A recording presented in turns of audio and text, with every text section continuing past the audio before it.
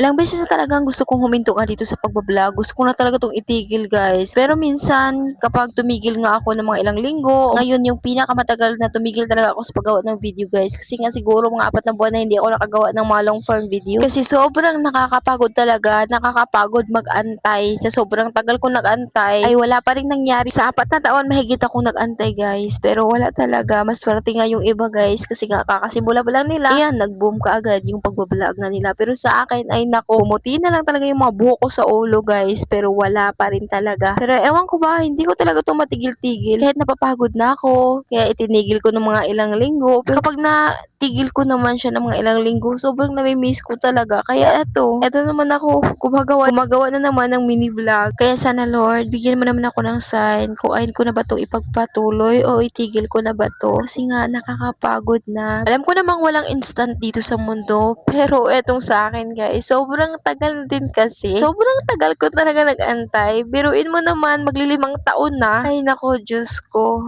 Ewan ko ba, ba't hindi ko to maiwan-iwan itong paggawa ko ng video. Siguro, kasi nga hanggang ngayon, umasa pa rin ako na balang araw, na sana balang araw, mabigyan naman ako ng pagkakataon na makapagsahod naman dito, na magbubunga naman dito yung pinaghirapan ko. Hindi biro yung pagiging content creator, guys, no? Dahil nga nakakapagod mag-video, lalo na nga sa katulad natin na baguhan pa lang, tapos wala pa tayong mga gamit sa paggawa ng video. Lalo na yung mga ginagamit natin na cellphone, 'di ba? Ang labo ng mga kamera. Kaya siguro isa din to sa dahilan na wala akong video na nagba-viral dahil nga sa cellphone ko, ang labo kasi ng mga kuha ko. Kasi nga, syempre wala naman tayong pambili ng mga makagarang cellphone, yung mga magagandang kamera. Tapos, yung isa pa dun, yung pag-edit. Syempre, at paglagay ng voice over, nakakapagod, nakaka-drain kasi nga, syempre, kailangan mo mag-isip kung ano yung sasabihin mo sa video mo para maintindihan ng mga manonood sa'yo, 'di ba? Kaya sobrang hirap talaga, hindi biro. Kasi nga, akala lang ng iba, sobrang dali lang. Kasi nga, yun, mag-video ka lang, magsalita ka lang, hindi ganun, guys, kadali. Maswerte nga yung iba, guys, nakakaumpisa pa lang nila, nag-boom kaagad yung mga video nila, nag-viral kaagad at na-monetize kaagad sila. At syempre, nakasahod kaagad. Siguro sa lahat na nagbablog, ako lang siguro yung pinakamatagal na wala pa ring napala. Noon, guys, alam nyo ba na sobrang tagal kong makatulog sa gabi kasi nga, yan yung time na mag-edit ako ng video para kinabukasan ay meron na akong ma-upload. Pagkatapos, mag-isip na naman ako kung ano na naman kinabukasan yung i-upload ko na video. Kaya sobrang hirap talaga, guys, lalo na nga paglagay ng voice over. Sobrang tagal kasi minsan hindi naman tayo perfecto, nabubulol tayo. Kapag nabulol tayo, naku, ulit na naman. Kaya napakahirap talaga. Pero kahit sobrang hirap niya, guys, pinipilit ko talagang matuto. Pinipilit ko talaga kasi nga gusto ko talagang makatulong sa pamilya ko.